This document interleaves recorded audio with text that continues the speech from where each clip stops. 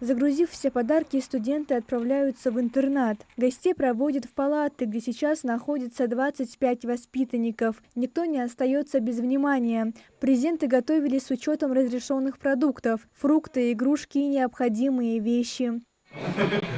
Все, давай, мы тогда зайдем к тебе в комнату.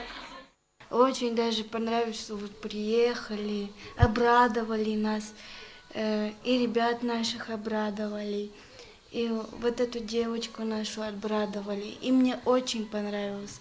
Барковшин, Саховчин. И приезжайте к нам еще. А после для воспитанников творческий мастер-класс. Одни увлеченно лепят из пластилина, другие стараются в рисовании. Ребята с интересом включились в занятия, охотно общаются со студентами. Один из воспитанников даже исполнил для гостей песню. Пусть всегда будет небо, пусть всегда буду я. Хлопайте! Алексей Скавронский – один из самых активных воспитанников интерната. Он живет в регионе уже много лет, приехав когда-то из Санкт-Петербурга. Несмотря на тяжелую умственную отсталость, Алексей активно включается в общение со студентами. В следующий раз приедете, машинку не забывайте. Я буду вас ждать. Инициатива провести благотворительную акцию принадлежит самим студентам. Кто-то из них уже бывал в интернате раньше, а для кого-то эта поездка стала первой и очень важной.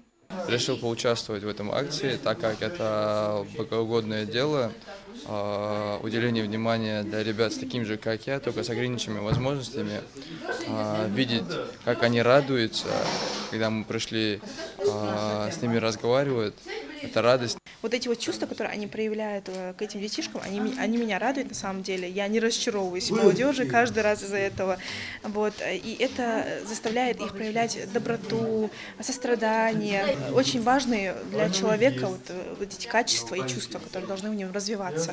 Эту добрую акцию приурочили к Международному дню волонтера. Он ежегодно отмечается с 1985 года, напоминает о важности неравнодушия и поддержки. И студенты Ингушского государственного университета продолжают эту традицию на деле. Подобные акции проводят регулярно, несколько раз в год. Для них это возможность подарить воспитанникам самое важное, в чем они нуждаются – заботу и внимание. Мария Амбата, Султан Магушков, Магаз 24.